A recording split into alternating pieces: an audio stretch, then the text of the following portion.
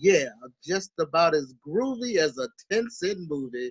I'm your man, Calvin Gibbs, and you're listening to Drama Talk Radio. As you know, Drama Talk Radio is the show where the word drama, DRAMA, stands for developing real and moving art. We are so pleased and blessed to have another fantastic show for you coming up today. Today, I have a guest that has been a long staple in Chicago theater. I met him a little over 10 years ago and had the pleasure of directing him in a gospel musical that my now defunct theater company put on called If the Preacher Ain't Right. And he played the part of the preacher. Not only was the play comical, but it had a lot of dramatic points in it, and my guest nailed it each and every performance. Please welcome to Drama Talk Radio, LeFronce Kenneth Barber. Kenny, welcome. Thank you very much, Calvin. Thank you. And are things going today? Things are wonderful. I'm in divine order. I've just come back from church, and I'm ready to go to rehearsal tomorrow. All right, sounds good. Sounds good. Thank you, first of all, for being on Drama Talk Radio. Thank you. Okay, so I know that you have been around in Chicago theater for how many years now? About 30. 30 years. Wow. Yes. In 30 years, how many performances would you guesstimate that being? I can't count. I really can't count. There have been performances where I've been the lead, performances where I've been an understudy, Mm-hmm. performances where I've been a member of the Greek chorus. There've been so many. I just can't count them. Wow, wow. That's a blessing within itself to have longevity, doing something that you obviously love for that amount of time. Well, yeah, it is a blessing. It is a blessing to be able to work in a field where you have gone to school, which I have, and been trained and have a passion for. It's a blessing. I thank God every single day that He has given me the blessings, the desires of my heart, which is to tell stories. All right. And not only that, but to touch lives because with each and every performance, you get introduced to a new cast, new directors, new audience members, That's and true. and with every show, you have the opportunity to touch lives and hopefully give them something to take away with them. That's true. That's true. And this new work that I'm in now is from Valiant Theater, VALIANT Theater, the French the French spelling, THEATRE. It's a New That, Works Festival.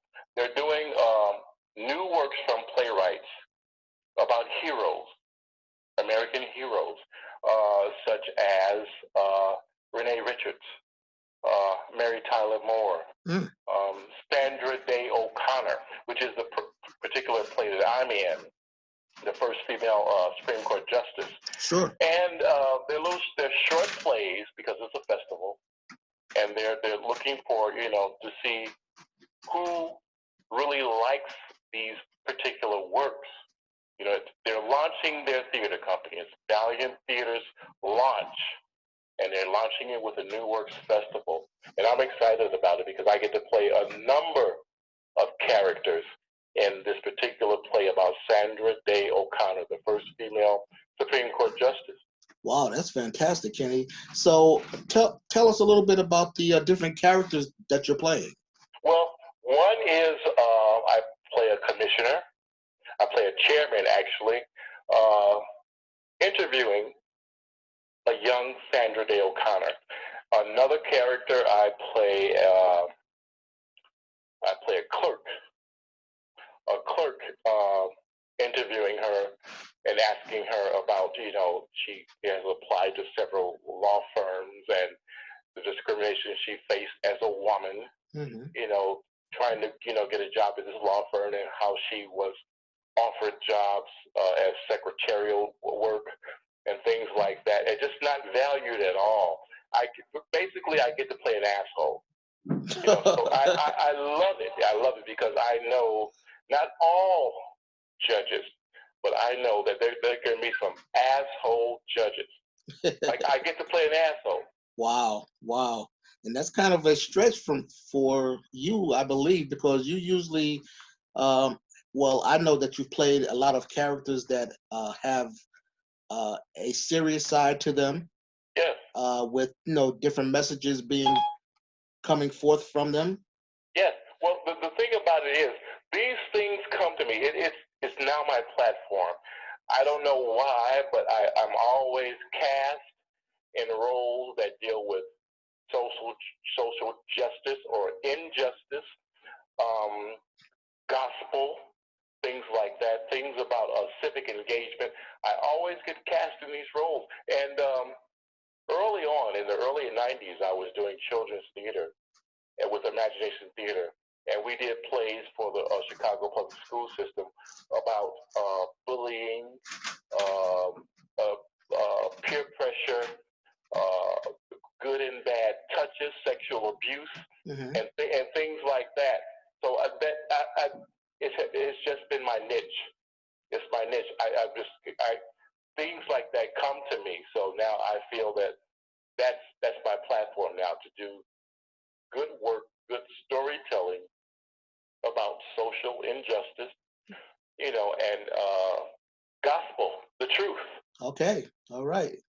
And now it's your time to play an asshole, as you said. Exactly, exactly, and that's not to say that all judges are assholes, Mm-hmm. but in this particular New Works Festival, Sandra Day O'Connor faced a lot of prejudice because Okay. she was a woman, Right, right.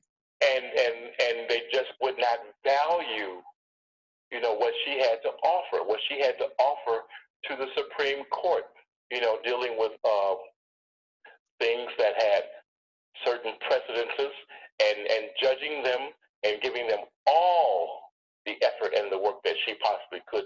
They did not value her. They offered her secretarial work and things like that. And so I get to play some of those clerks and chairmen and justices who just harassed her and did not accept her and under her. Wow, that's You something. know, and it's going to be good. I'm excited about it. I'm sure. I'm excited about it. I'm sure it's going to be a hit. And as long as we've been talking about this, when is it going to show, Kenny? Well, we're in tech week, so tomorrow I have tech rehearsal. We open Wednesday. There are two sets of shows in the festival. I'm Wednesday and Friday. Then, of course, there's the Tuesday and Thursday group. Each night will have three short works from playwrights who have written uh, plays about American heroes. Renee Richards is one. Renee Richards. Now we now have um, Bruce Jenner, who is now Caitlyn Jenner. Right. But before we had Caitlyn Jenner, we had Renee Richards. Right. That is who was correct. a transgender tennis star. That is And correct. a lot of her story is not known. Okay. What did she go? What happened to her eventually? And Rudy Lozano, St. Andrew of Capernaum. We have Sandra Day O'Connor, and things like this, telling stories about heroic efforts, people who were first in their category, and what they had to deal with to make it. And this is what makes us all. We tend to forget in all this rhetoric and this unacceptance that's going on in this particular administration. We tend to forget that we've gone through this before. Oh yeah, that's true. We've gone just minorities, not just women, not just physically challenged people. We've all gone through this before. This is not new. So this New Works Festival, it's exciting because we're telling stories. We're telling stories of American heroes who were the first in their class. Wow. So it is exciting. Wow, sounds very good, and we'll get more details on that as far as the dates again, and the times and Well, location. I can give you this, Calvin. You can go on the internet and go to www.valianttheater.org. That's www.valianttheatre.org for ticket sales and times, to find out when you can check out this festival. This particular theater group I'm excited about. I haven't had a dramaturg since 1994. Wow. I did Mother Courage and Her Children for Touchstone Theater. In that particular year that I did Mother Courage and Her Children, there were 5 productions, 3 here in Chicago and 2 on Broadway, of Mother Courage and Her Children. And we had a dramaturg. And when you have a dramaturg, that's really when you get into the meat and potatoes of being an actor. A dramaturg educates you on the facts of the characters that you're playing. We have a dramaturg at Valiant Theater who's telling us everything about Sandra Day O'Connor, how she grew up. She grew up on a farm, raising cattle and things like that. And she always read. She grew up tough, with a tough father. And that's what made her. That's what made her. That beginning, that start, is what made her tough and resilient, and relentless. And that's why she became the first female Supreme Court justice. And of course, with a dramaturg, part of their job is to make sure not only that everything is correct as far as the characters, but the era that's being presented. You have to have the right clothes, the right jewelry, if you will. You have to make sure that the speech even is in tune with that particular era. Exactly. The artistic director of Valiant Theater, if I may give him a plug, his name is Nick Radcliffe. Nick, N-I-C-H, Radcliffe, R-A-D-C-L-I-F-F-E. And he has an MFA. He's the artistic director of Valiant Theater, and he was in our rehearsal yesterday, and he gave us all the facts of European theater and all the facts of this particular work. And he was saying to me, okay, this particular character, it's good. You're at about an 11 right now. On a scale of 1 to 10, you're at an 11.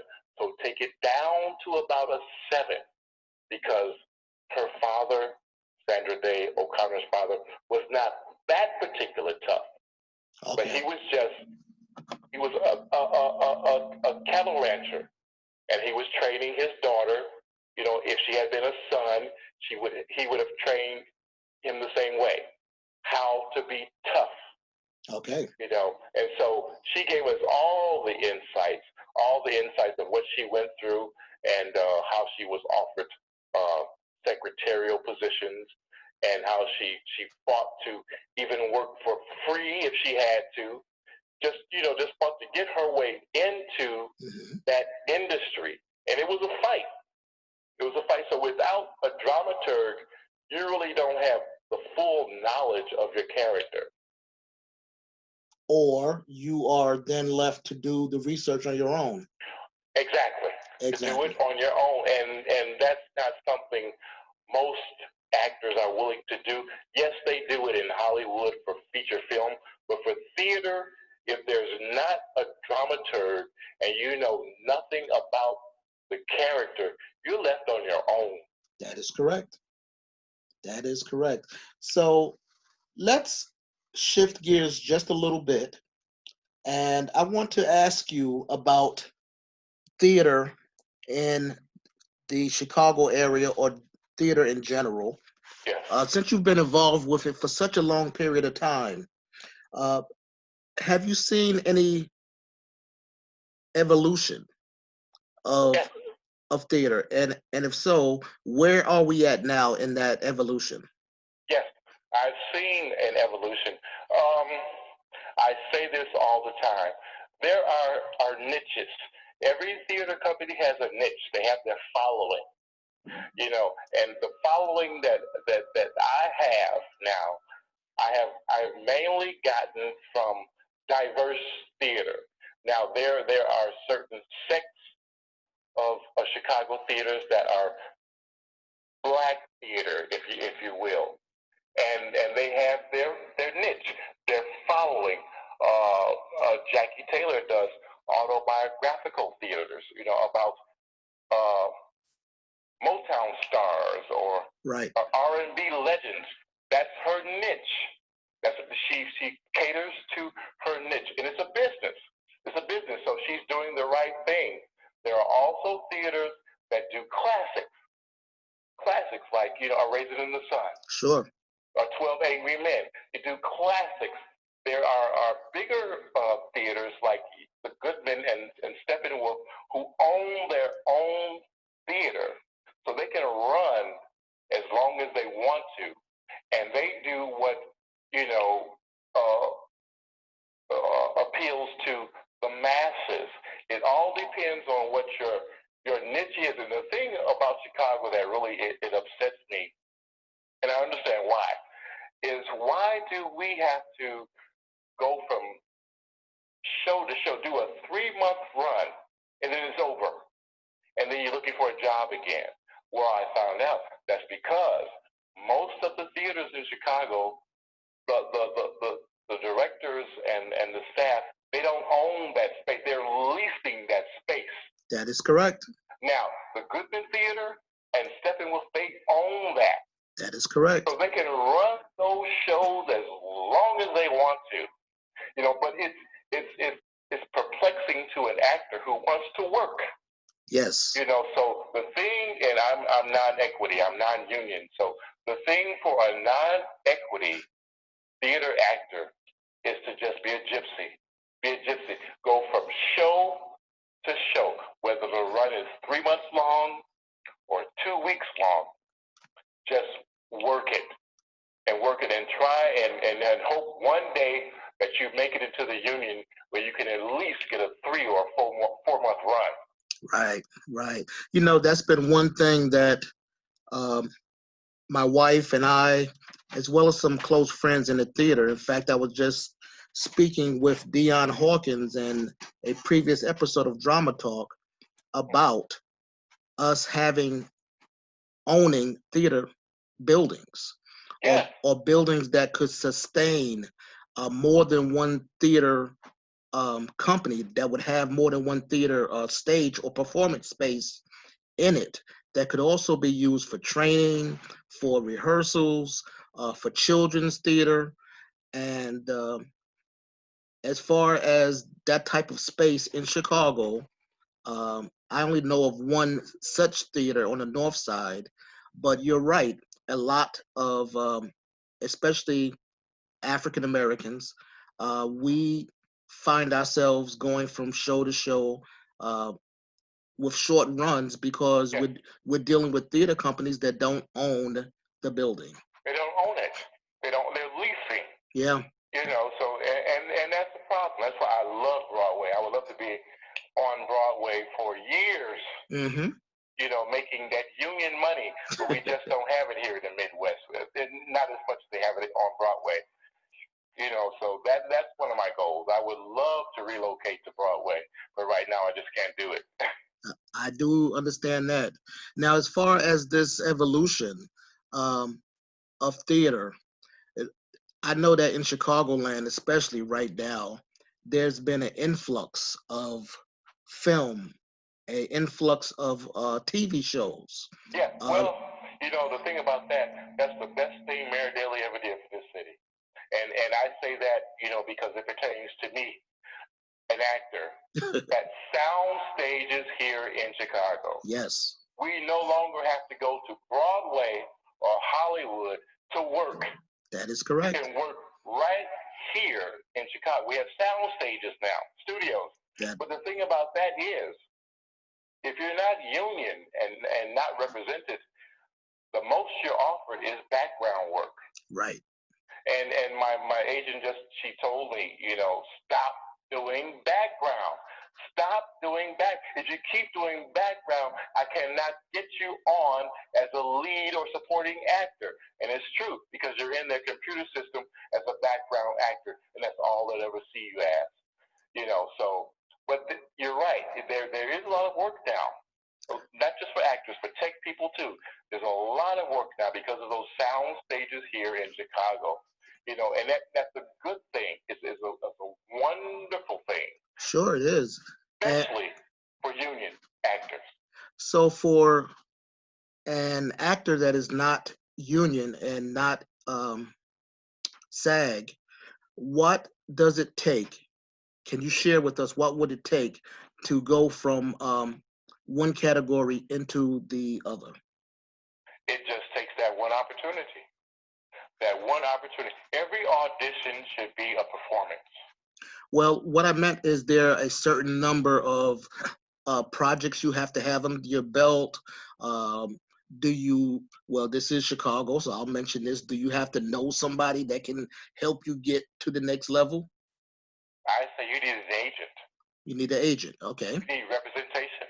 You need an agent. You need, first of all, a talent agent that can send you on an audition to a casting agent who can cast you in a union feature film. Okay. So as far as these talent agents, are they costly? Are there enough to supply demand in Chicago? They are, but that's the thing. That's the thing. See, there is you have to be a fit. There has to be a niche for you.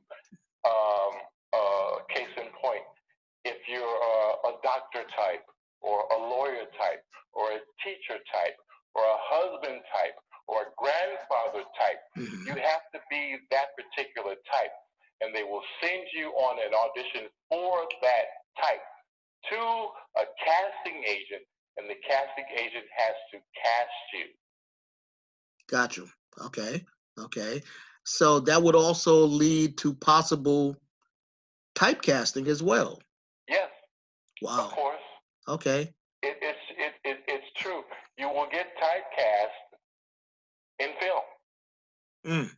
Okay. You will. It's inevitable. You will get typecast, but you will work. But you will work. Okay. Yes. And that's the main thing you're looking for. You will work. That's what actors always do. We want to work. We want to work. That's all. Fantastic. So, Kenny, I know that I have directed you in If the Preacher Ain't Right, and I've seen on your resume the long list of plays that you've been in. Do you have any projects that are, besides this current one, that is close to your heart? Not really. I'm writing also. I'm writing, but I'm writing for someone else. I'm writing for other people. I don't have any projects for myself other than this Newark Festival with Valiant Theater, but I'm also a writer. So I'm writing work for stand-up comedians. I have a cousin who's a stand-up comedian, and I'm writing material for comedians. Oh, okay, great. So let me switch the question a little bit. Is there any projects that you've done, and you don't have to name any particular director or theater company, but is there anything that you really are sad or dismayed that you were a part of? Ooh, that's a good question. Sad that I was a part of. Well, I can't say that. I can't answer that completely. There was an audition that I went on that I was sorry I went on the audition because the director, who was a Caucasian director, the script was, it was unreadable, and I went with two other actors. I was doing Mother Courage and Her Children, and we went on the audition between the matinee and the evening show. And I was the first one to audition. And I went in there and I read the script, and it was horrible. Mm. It was not even Ebonics. It was just bad grammar. Wow. And I couldn't read it. So the director said to me, "You're not black enough. Ooh. You're not black enough." Really? So I grabbed my headshot and resume back because they're expensive, and I told them a few things, and I walked out. Wow. And I told the other two actors that were there, "Don't even bother," because it said more about him than it did about me. It said what he thought about black people. Wow. You know, so you get these things that they have their perception of what you are, which is totally off skew. You know, but I haven't been in any projects that I was sorry to be a part of, but I've been on auditions that I was sorry that I even bothered. You know, that's very interesting that you would mention that, because years ago I met a writer that wanted to work with me, or wanted to work with New Branch, and he was a Caucasian writer, and he wrote plays about the black experience. Mm-hmm. So after reading one of his scripts and passing it among the members of New Branch Theater Company, we decided that we were not going to work with this guy. Yeah. Because his views was different than our views, and we were actually the subject of his writings. And if we don't agree with how it's going to be portrayed, or if the portrayal is wrong, then that's something that we should not do under any circumstances. And for someone to tell you that you're not black enough, that's well, that's the whole thing. What would he know about that? Exactly right. What would he know about that? Said more about his perception of black people than it did about me. I would have to agree with that. Wow, that's something else. These are the things that we're faced with. We're faced with other people's perceptions of who we are. You know, and that's why I support non-traditional casting. Just cast according to a person's talent.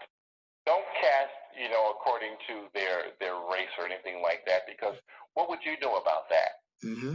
Use non-traditional. If the National Endowment of the Arts supports non-traditional casting, who shouldn't?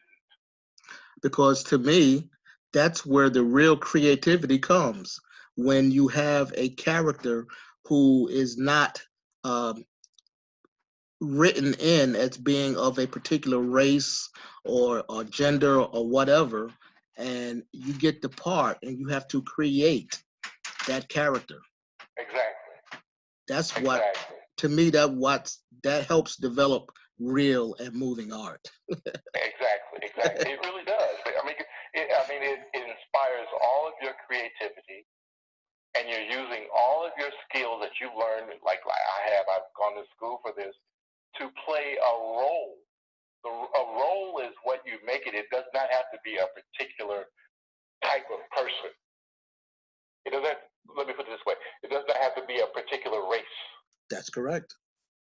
That's correct. That's non-traditional cast. That's why I like the Good Theater. Every year when they do a Christmas Carol, Tiny Tim can be anything. It can be a little black boy. It can be a little black girl. It can be a little Asian girl or boy. You know, it's non-traditional cast. You're telling a story. Mm-hmm. What does it matter what race the person is? That is correct. That is correct. Well, Kenny, I want to thank you so much for your time here on Drama Talk Radio. I want to get some information from you for our listeners about the shows that's being sponsored by the Valiant Theater. Valiant Theater. Yes. Can we get the dates, the times, and how long the show is going to run? Well, each is a new work. There's 6 new works. Each one is about 25 minutes long. Go online and go to www.valianttheater.org and get the dates and the times of each particular play. There are 6. Okay. There's 6 of them. There's 6 25-minute new works. And how long is the show running? The one I'm in is about 25 minutes. No, I mean, how many performances will there be? How many weeks? This coming week is it. Okay. All right. So you got to get on and get your tickets as quickly as possible. That's right. And we will be in the Chicago Theater Week. Oh, fantastic. Okay. And that's coming up later on in February. In February. Fantastic. Yep. All right. Well, that's about all, y'all, for this segment of Drama Talk Radio. I'm your host, Calvin Gibbs. My special guest today has been LeFronce Kenneth Barber, and he shared with us some views and thoughts and experience about theater, being an actor in Chicago. We will see you at the next episode. Kenny, did you want to say something? No, I'm good. I'm good. Okay, well, we will see you at the next episode. And it's always important that we take 2 steps to the rear and get on out of here. Until next time, exit stage left.